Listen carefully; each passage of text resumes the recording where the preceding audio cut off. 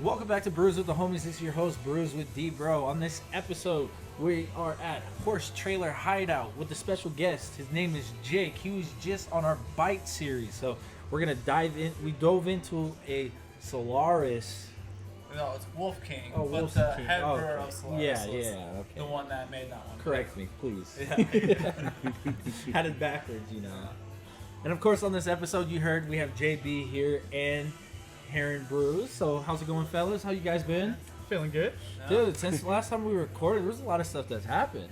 We had James's bachelor party. We've had incredible beers. I mean, we went golfing a couple of times. So, hey, like, we're all over the place now. Yeah, I know. There's a lot to talk about, but we're kind of going to dive into a little bit of that so we could say how we got these bottles, but we always want to give our guests the floor. So, Jake, everyone that's kind of local in Vegas should have seen you at Dean Martin a few times working at Beer Zombies. You know, you're always there slinging the beers, giving good recommendations. Yes, so sir. kind of want to give you the floor, kind of say what you want to, kind of give a little background about you, how you got into the beer industry, and we'll kind of go into the beers we have and all that good stuff.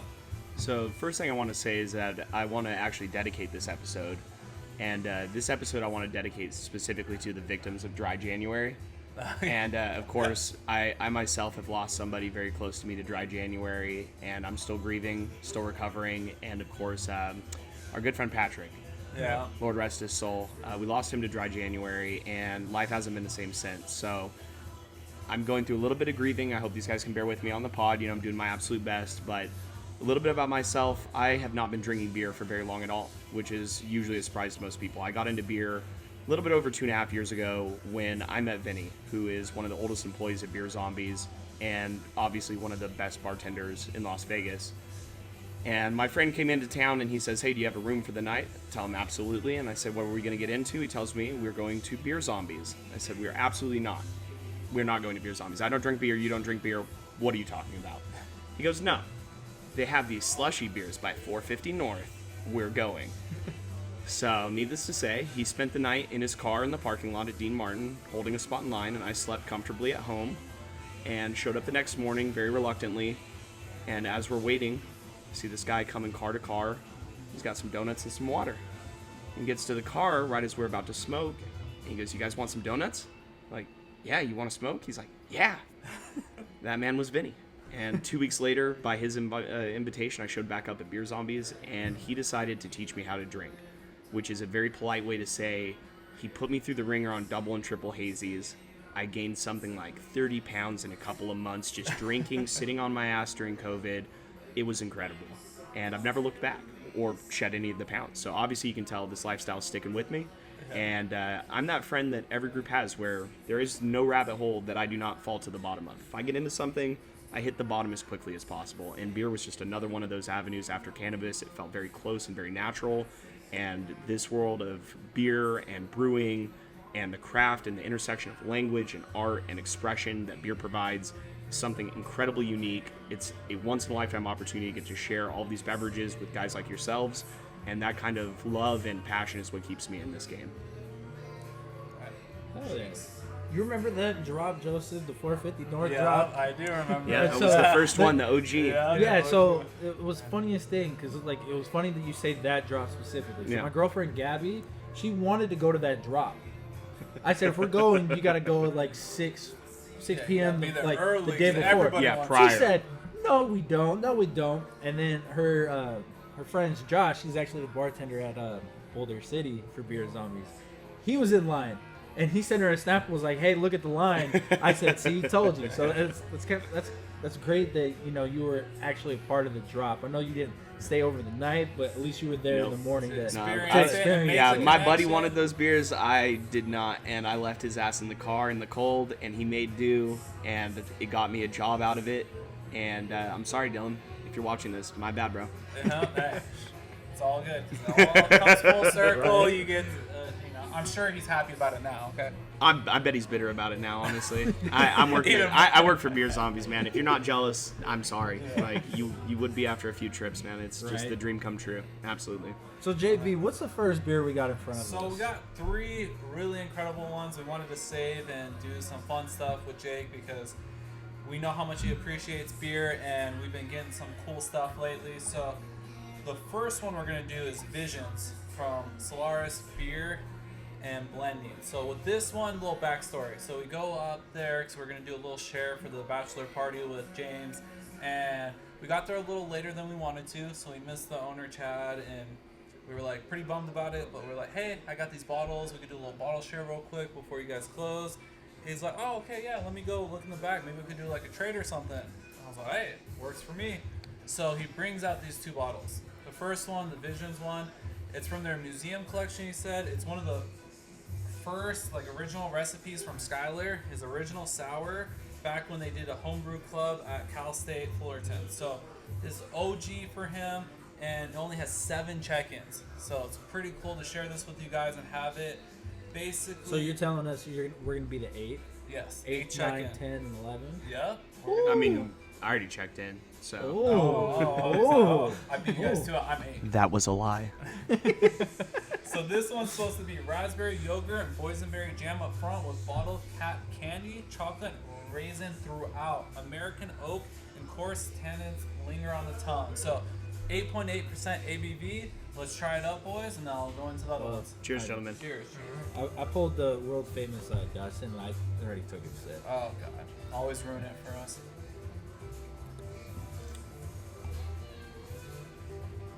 Hold on. Before you guys say anything, have your second and third sip, because for me the second sip was a lot different from the first one. I don't know why.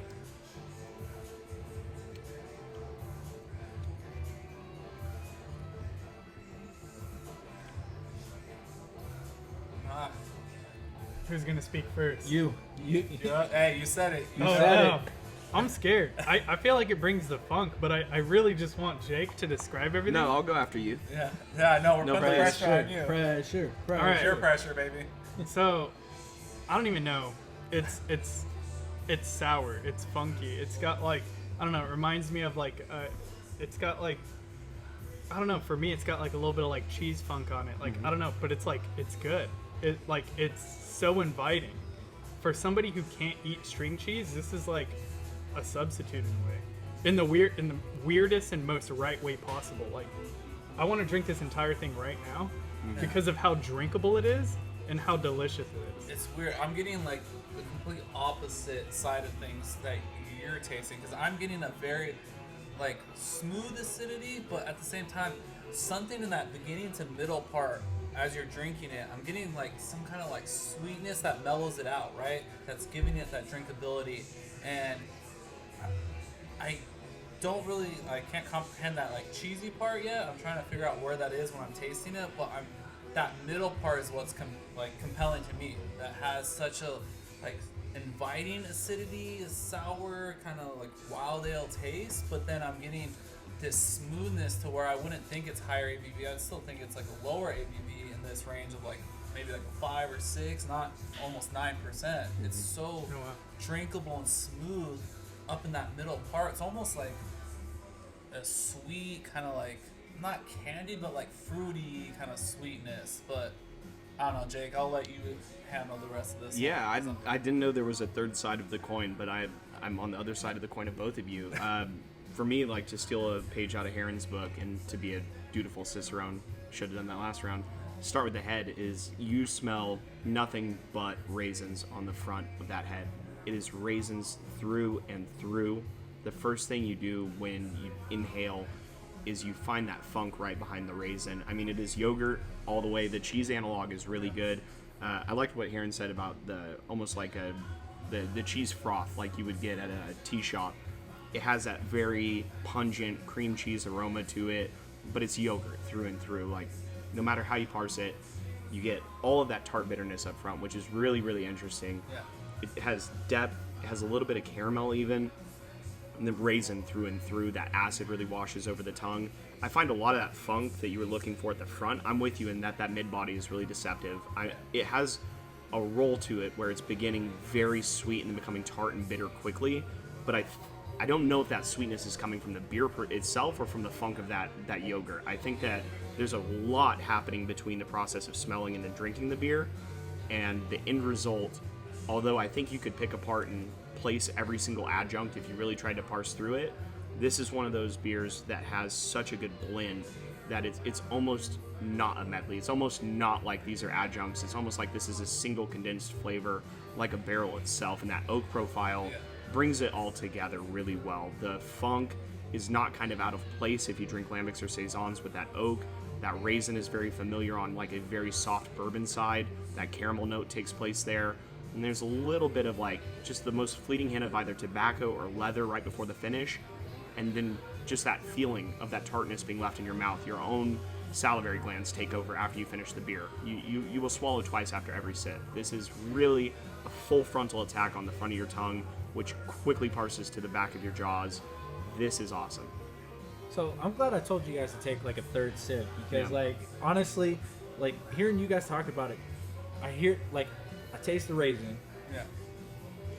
I couldn't figure out what the dairy product was because, like, the only thing that was, I was like, hearing this, like, when he said string cheese, I was like, okay, like, I can see the cheese aspect, but then to hear yogurt, I was like, okay, That connects to me too, that yeah. connected. But then the one thing that stood out to me when he said it tasted like the leather, Yeah, like the leather that taste, back right? end, yeah. So, and this is gonna go back to me brewing tea. It's a pour air that I had, and I've brewed it too hot, and it kind of tastes like wet leather. So I've done that one too many times, and so when you said wet leather, I was like, holy shit, that's what I'm tasting here.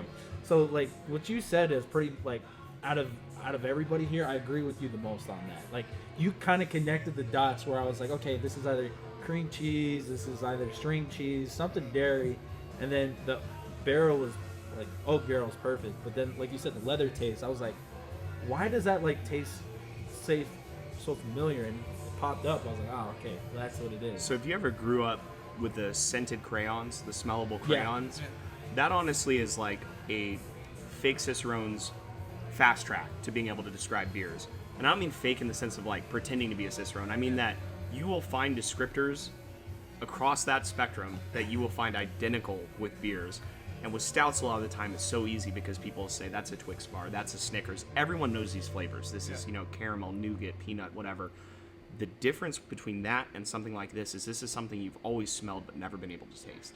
Yeah. Unless you're really into cigars or you're really into colognes or you're really into bourbons, it's very difficult to approximate that leather characteristic out of anything you drink. I know certain Chardonnays get into that territory. I'm sorry to the wine drinkers out there. I don't know enough about wine. I'm not an authority.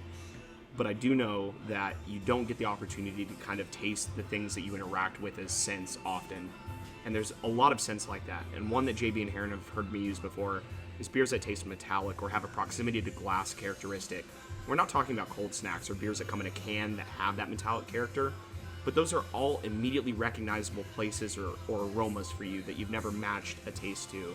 And beers like this invite all of that kind of interpretation, all of that sort of, beautiful, again, circle back, the language that comes along with the description of alcohol is not objective. It's not something where you say, this is raisin, period. Yeah. There's a lot more than just the adjuncts in what you taste, because each one of those has imparted a flavor. They've been dulled, or they've been sharpened, they've been sweetened, or they've been tarted. Each one of these different processes gives you a new window to talk about. And I think, despite whether or not you agree with the description or not, everyone here is right. You're describing what you taste. That is my obsession with beer, is finding the approximate language to attach to the flavors I'm tasting. That is the most fun part of drinking beer to me. Yeah. Is putting something into my body and going, what did I just experience if it wasn't beer? What is that? How do I approximate this and explain that to someone? I love that. That's kind of the best part of, like, that's why, like, I wanted to do a podcast with these guys, right? And have, like, guests that come on. Like, we were doing this shit at home. We were just tasting it. These two would be like, all right, what do you think you taste? And I'll say it, and then, like, hearing other people talk about it, you're like, okay, I can see that. Okay, no, that one didn't really resonate with me. Where did you say it? And, like, kind of, like, listening to these guys talk about it, I was like, okay, this is, like, a perfect aspect of, like, let me see what I could do. And then having, like, guests that are coming on, like yourself and everybody before you, it was just, like, hearing how everybody breaks it down. Everybody breaks it down differently. Yeah. And to hear that you, like, kind of, like, a box of crayons is, like, the scented ones. Like, that was awesome to hear because, like, I don't think anybody on here ever made a, it's like a new reference. yeah, something new else. reference, new something to bring up. Think Yeah. about it. Like, you've all smelled, I know you have. You've smelled that crayon. You've smelled the leather crayon. Yeah. In the best way possible and with no offense intended, this has notes of the best leather crayon that it could possibly have. Yeah. Which is good because I think that's what Dustin was really hitting on, that whole experience of when people listen to us, other podcasts, or just beer influencers in general, they want to hear kind of like how they could connect, right? And so when you're talking about that beer, they can pick and choose. Like when you did that guided experience through the beer, it helps all of us, people listening, to pick out if they ever have this beer, like make those connections to where if they ever taste that flavor again, now I could be like, oh, I remember when Jake said this is that yogurty flavor, and I could connect it, or now I could properly describe this and do that connection. Because for people that are more like, let's say, visual learners, or like need to have some like kind of repetition or kind of confirmation, right? Like this is what I'm tasting instead of guessing, because then you'll be like, well, maybe I was wrong, but now I could be like, okay, cool. And Two of the three of us, and now I can connect that. Next time I taste something like this, I can be like, hey, these are the flavors that I remember tasting together. And that's the thing is, when you get into things like this, when you get into any kind of hobby or interest or science, and of course brewing is thousands of years old, you start to identify with people in the scene who you could see yourself having a beer with, or you could see, you know, for me, when I was first getting into beer, one of the people that made the deepest impact in helping me understand beer is not a pretentious, gate-kept kind of, this language is reserved for Cicerones, was Alex Kidd of Don't Drink Beers. And I told you guys I'd probably be talking about him a lot because Alex made beer accessible to me in a kind of language that isn't accessible. And what that means is essentially, Alex comes from a similar background as I do. He did speech and debate growing up, did it collegiately in high school as well. And he obviously has devoted most of his adult life in the beer scene to creating the most descriptive and rather best descriptive language to approximate these beers that he tastes. And every time Alex posts on Don't Drink Beers, it's a treat. You know that caption is going to be hilarious. You know that it's going to be spot on. And there's language and words and expressions and obviously stories that he tells that create the flavors of these beers that I've never tried. And I've always been captivated with that kind of the use of the language, which is to say, you don't use language that only Cicerones use with each other. You use the most accessible language, the least common denominator, so that you can begin to build that bridge in someone's mind of, okay, here's what you're enjoying and here's how I'm experiencing it. What is the difference between the two? Where does interpretation lose the actual flavor or the actual expression of the beer? And for really talented wordsmiths like Alex, there is no difference. I can taste the beer better through his descriptions than I can through drinking the beers oftentimes. And that was what gave me the fuel to go all the distance on being able to capture these words. And everything you guys are saying is exactly part of that process. That's what's so cool about this, is everyone comes to their own terms with their own language to describe these things, and everyone's going to be right in their own way.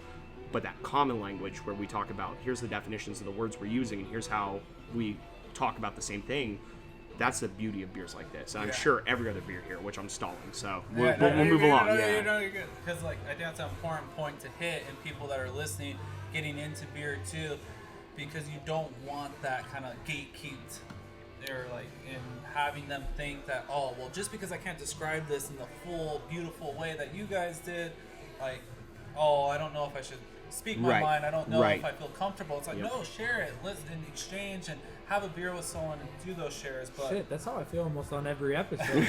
I'm gonna be honest. There's sometimes where I'm like, how do I describe this? And sometimes you just gotta say it. And like, luckily, I got a good group of people around me that can kind of take how I feel, or well, not how I feel, but like how I describe how I taste it and kind of roll with it. And that's why, like, don't be afraid. Like, speak up. Yeah. And like, if you're wrong, we'll roast you a little bit, but you know, it's all in good fun, and we'll share how to get better, right? Because you're never wrong about what you're tasting. You might be wrong about what's in the beer, you might be wrong about characteristics of the beer that you think you're detecting, but you're not wrong about your mind converting that flavor into language. That's happening in real time. Well, I mean, there's a perfect little clip on the Bite episode we did with you where I asked Joseph, I was like, hey, is there peanuts in this? Yeah. And he's like, no, there's not. And I was like, oh, okay. Like, how do you connect that to what we talked about? How could I connect that? And so, yeah, that's a perfect example. There you go. So the next beer we're going to switch it up because I did this in order, but I want us to go to the stout now. So we're going to go to Pure Project, and it's from their Cellar Syndicate. We always love them. We love supporting them, and we got our Cellar Syndicate renewed, so we'll be doing more of their stuff again. I finally got my glass from last year. And you got your glass. We'll have some new glasses too. But this one's going to be Victorian Thunder. It's a stout. It's going to be 14% ABV. It's aged in port barrels though this time, and with maple syrup and vanilla. So before we have this, is this one I've had with you guys before? No, I don't think so. Okay. No, this is brand new. So this is one that has 88 check-ins with 4.21 rating, and I'm curious to see what everyone thinks. Cheers. All right, Cheers, guys.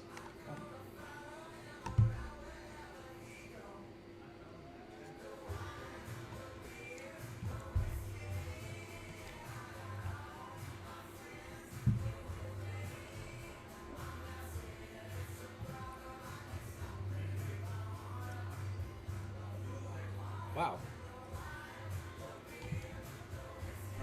We'll have the non-stout guy go first, which is Yeah. me. Hey, Actually, take it that's away. turned around. Starting to come around a lot more stouts, but this one, this kind of gives me a body of like a Coke in a way, where it's not too heavy, not too light. It's nice and smooth, but then it kind of tastes like I'm drinking like out of the Hershey chocolate bottle in a way. Okay. And I kind of get like this coffee like nitro taste to it. So like that's how I'm like pretty much getting into it. Yeah. For me, this one's interesting because I get kind of that like port barrel-y feel on it, but I'm getting kind of like that dried fruit figgy kind of coming through, but has the slightest burn, not too much from the barrel. Like it's very subtle, very approachable in that term, but the maple isn't overbearing on this at all. It's No. not as present as the other day when we had that one where the maple is a lot more present. This one, I think the last time we had something like this in a port barrel from Pure Project, the port was a lot more strong, that port barrel Right, taste. yeah. This one, it's a lot more calmed down. So I think this is going to be more of that relaxed, dry fruit, figgy, maybe a little bit of chocolate, and the maple almost gets lost in there for me. But overall, still very good. Still a great stout. I really enjoy it. But I'm curious to see what Jake has to say in Heron because I don't know. I'm kind of in that realm of we had such a great log cabin experience the other day, and there was such pronounced big flavors, and this one's a little bit more relaxed around the board for me. So Yeah. it kind of just depends on what you like in your stout, what you feel like, but still solid. Yeah, this is a very easy drinking stout. I'm not sure I'm in love with that. I don't think that there's anything wrong with the beer. I think that the port imparts a characteristic that is very sweet, and I'm not sure exactly what's changing the viscosity here. The body, like you hit on, is very elevated. I think nitro is the best comparison. Like, this is a milk. This is exactly like when Pepsi came out with Nitro Pepsi, most people compared it to like a Pepsi milk. And I'm getting a lot of very similar notes from this. I think that exactly what you said on the dried fruit and like a little bit of plum maybe even is right there next to it, or dates. I think I'm getting a lot of the dates, but that's the port barrel at play, I'm sure. Like, it's coming from that almost sweet buttery grape background. Exactly. It's interesting. It's like being in a four-way intersection. I'm not entirely sure which way it's going or if it exists right in the middle. It isn't sweet from the port. It isn't light. It isn't bitter. And yet at the same time, it's still very heavy, very expressive. I'm just not exactly sure where I would put this in my lexicon. Like, this is something I would love to sip on, but exactly what you hit on the head, I think that the adjuncts here are creating like a very soft, very playful, very accessible, to use the same language, stout. And I'm not sure if maybe I'm just so conditioned from my bitter porters or if I'm just always looking for something over the top. This is a change of pace. It's a nice one for certain. It's a very good stout. I'm just not sure that it wins me over in any one direction other than subtlety, which this is a masterclass in. This is an incredible blend of flavors where none of them are at odds with one another, but you can be the judge on whether or not that's something you look for or something you avoid, I think. Yeah. I mean, this has like the slightest bit of roast, of like coffee roast, little like chocolate as well, like dark chocolate. Like, it's like super subtle, but you can still grab at it. Like, it's towards the end, but that port shines at the beginning and kind of fades away towards the middle. And it's just, yeah, that port imparts a character that you will not see in any other stout. Yeah. Which is why I absolutely love this being in a port barrel. Like, you don't see a stout in a port barrel ever. So this is awesome to me. Even though it's like subtle, like everyone has said, it's absolutely awesome in how subtle it is. I want to apologize to Northern California. We'll get him out there. We'll show him port barrel aged stouts. There. We got him. Hey, look, that's a different beast. Like, grapes are not really grown in the South other than, like, you know, that, what is it, Marietta? Like, where did we just come from?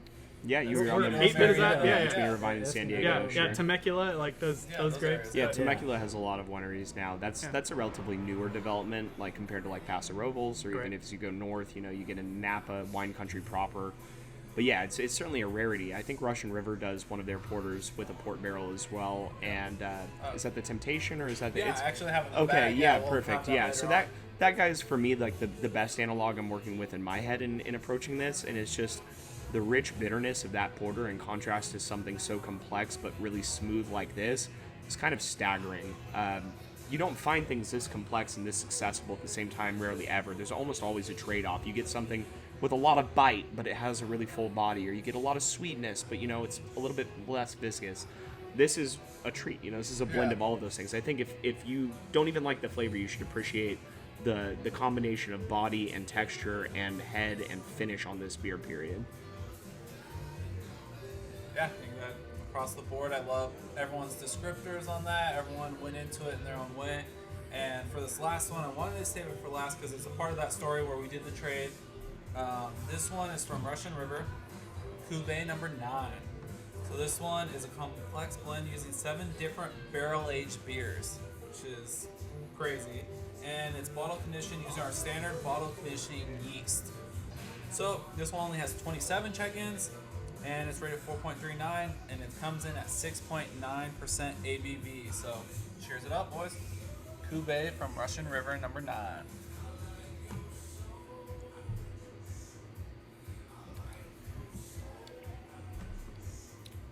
Yeah, this tastes like some of the cuvées we've done, where we just start mixing beers together. It's really funny, absent the description of the beer, how ubiquitous Russian River is, to the degree where I can put my nose to this and say this is a Russian River. I mean, when you smell that, there is nothing else that I smell other than that Russian River funky feuder or temptation or sublimation. It's 100% like Saison Brett. It has that nasal tinge that Russian River just absolutely bodies on every single beer they have. Absent anything about the beer itself, you could taste test this with your nose and say this is a Russian River. That's, to me, impressive. Yeah, it's impressive when a brewery is able to get that from just the aroma. Yeah. And that speaks to the level of their craftsmanship to be able to retain and build an audience around such unique styles of beer, and to be like, we do it so well. And we can blend 7 different barrel-aged beers into one, and it still come out. Yeah, it's almost a jip in a way, because it's like, I'm not sure that one barrel aged would taste different than 7 when you're as consistent as Russian River is, and I'm not sure that that's a dig or a compliment. Like, I mean, if your other half, you take that as a compliment when you pour 5 other half beers, and then if you're just looking at body and color alone, you don't know which one is which. That's a testament to consistency, and you want that there. Here, on the other hand, although I am thrilled with this beer, I think that's something that might cut you both ways. Is I have people all the time come into the bar and they'll order a beer, and on the aroma alone they go, oh, this tastes just like X, Y, or Z, and I go, oh yeah, you've been drinking a lot of Citra, huh? Like, you know, those are the closest analogs. With this smells just like a Russian River, tastes just like a Russian River. This is like if Russian River had a symbol or a superhero that represented them better than Pliny the Younger, like Mr. Cuvée or something like that. There we go. This is every Russian River beer I've ever drank, like from Funky Feuder to the Brett Saison all the way down to, you know, your Younger. Like, this embodies, and maybe that is the yeast. Maybe I don't, you know, really understand that chemical process well enough to say that yeast is imparting a very particular aroma to each beer they make. But I can always tell you, you know, when I used to go down to There Does Not Exist more frequently, when they were a young brewery, you'd walk in, and it would almost be like when you walk into a Vegas casino and that cigarette smoke just chokes you immediately. Except instead of that awful carcinogenic air, you're walking into malt. Fresh hop, malt, barley, wheat, it's all present. And that is what Russian River gets in a bottle every single time. I open a bottle of Russian River, I'm in Santa Rosa. I'm at Russian River, you know. Same with There Does Not Exist. And I think that, again, to say nothing on the beer itself, is awesome. That is so cool. I love that someone's made a product that's that recognizable despite it being a different product. And there's no bottle here. You don't, you know, even if you saw the bottle, you might doubt it was Russian River. Yeah. Very impressive. That's what I kind of described. It's like Nike, like when they have their like little sub brands, like you see LeBron logo, oh that's Nike. Yeah. Or like you see the shirt that says "Just Do It," oh that's Nike. Yeah. That's kind of the Russian River right there. I was trapped on the bad side of the Russian River hype in California for most of that Pliny the Elder wave, and I know the wave is ongoing. And to be clear, it's a deserved wave. Pliny the Elder is a very good beer, but it is the best exemplary beer for the problem the craft beer community has of piggybacking and of buying into the hype and after dedicating your money, your funds, and your time, and oftentimes for these people their lives, to pursue beers and breweries that they've only heard from a person who's heard from a person who's heard from a person. Yeah. And in my book, Facebook is even more separated than that word of mouth. For beer groups especially, everyone swears by what they have because they want to trade it, or they want to sell it, or they want to drive up the value. Yeah. There's nothing wrong with that. Everyone wants their breweries to succeed. But I think that Russian River is exemplary of a brewery that deserves all of the credit it gets, but has been severely hurt by the hype that they get as well. Not on the sales side, but just on that kind of sigh that you collectively hear let out in a room when somebody new comes in and goes, oh my God, I wish I could try Pliny the Elder. And it's not like, oh God, you must be new here. It's just like, like, are we still doing this? You know, like, how much longer can this continue?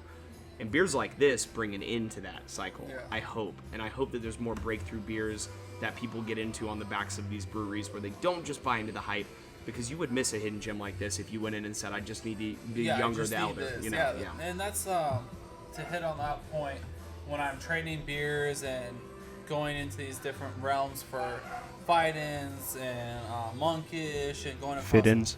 Yeah, hey, we're all been corrected so until many the times. owners agree, we can always disagree. Yeah. So yeah, until someone official says it's this or this, we're always gonna have this argument. But on the beer trading side of things, I always see it happen. People hype up stuff so much, and there's just general consensus like these are the top beers. Right. And then once you have them, be like, oh my God, I had something locally that might rival it, or oh, I got a trade from someone else that said this brewery's just as good. Oh my God, now it rivals Monkish. And that's where you get into that realm of, we always do that disclaimer, we're all drinking really good beer here. We're being picky, we're going hard on these beers, and still absolutely incredible. We encourage people to reach out for these beers and try to get them, taste them, but we're picky. Like, and you get into that realm of, Pliny's amazing, and I've had it multiple times now, and I've been able to get it and share it at multiple bottle shares. Such a fun one because everyone loves it, but at the same time, I've had it so many times. And is it better than? Is it even in my top 5 of West Coast in terms of the ability to produce that much and on scale? Absolutely, hats off to them for doing that, and I appreciate and respect how they are able to produce that quality at that volume. Yeah. But if you're comparing it from beer to beer, it's hardly breaking that top 5. Yeah. In that style. I think to Dee's point too, like, that's part of the conversation. You can't even bring up Russian River anymore without bringing up Pliny, which of course attached, and then the hype attached, the value attached. The conversation about Russian River can't even be had without a prelude talking about the hype about Russian River, which I'm sure to a lot of the viewers, like, this is a conversation you've heard or had ad nauseum. This is 3 or 4 years of this discourse now circulating as intensely as it is now. But I think at the same time, like, I think I do put Pliny the Elder probably somewhere in my top 5, mostly due to the consistency. Like, it is something impressive when a brewery makes a beer that really blows you away. But when they can't consistently brew that beer, or when they do one and done because they know they had the miracle batch, that says less to me. And to your point, absolutely correct. Beer to beer, you put 2 beers next to each other in a blind taste test, it doesn't mean Pliny would win for me every single time. However, considering on the back end, the consistency, the availability, the scale like you're mentioning, I feel like Pliny does earn that spot somewhere closer to that top 5 for me, despite having phenomenal West Coast. I mean, go buy Duck Hunter if you live in Vegas. Like, go find a good West Coast. It's out there. But at the same time, I hear everything you're saying, because it's just, at the end of the day, you've had it so much that it's a familiar comfort instead of a treat. And I can't imagine, and if you are listening from Santa Rosa, I'm so sorry, like, imagine hearing this discourse for coming on 3 years now.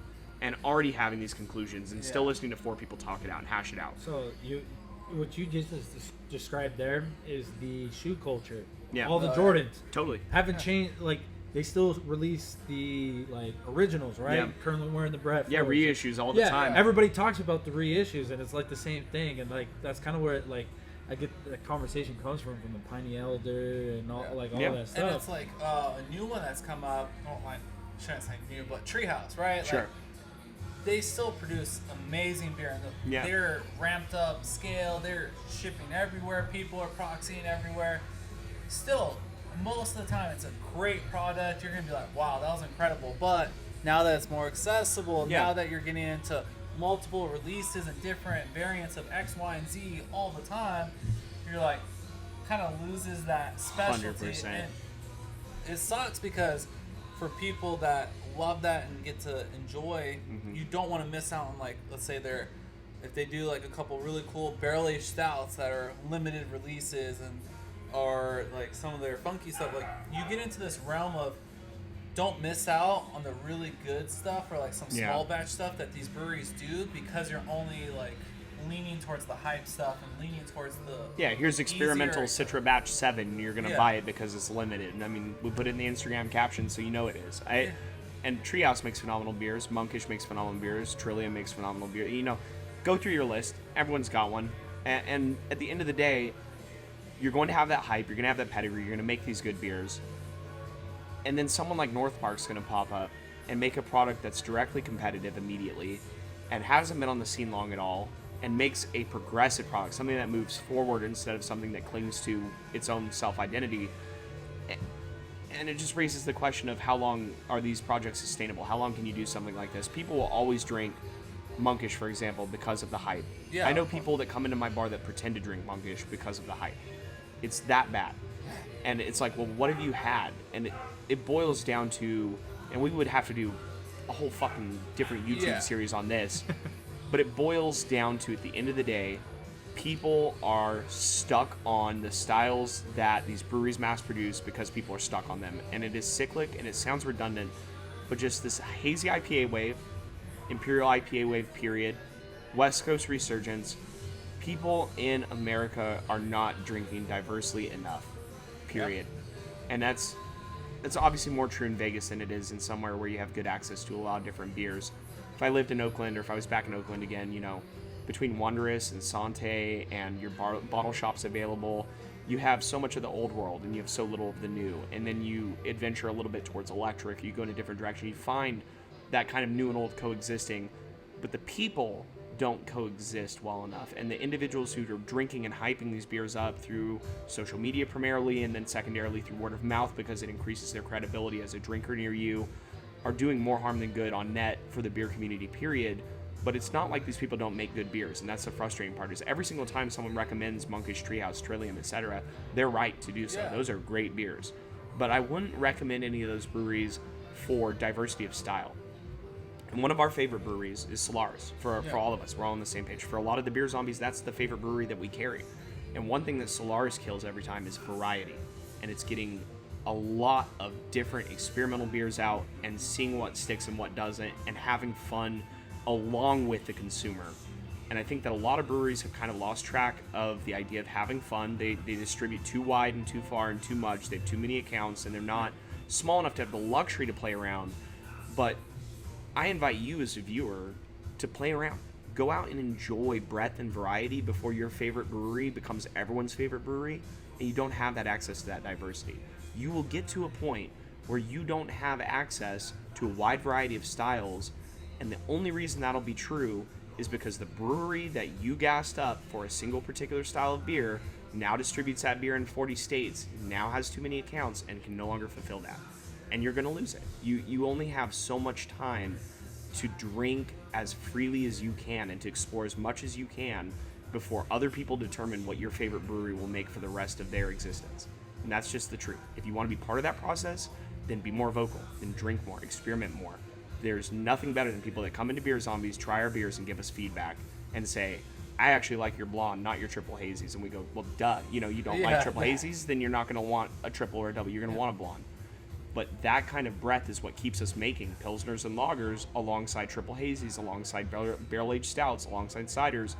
When you take a risk, it pays off because the culture and the community that you breed from each one of these little cult beers will feed back into that larger community, and you can create and shape the future of the breweries you love and support.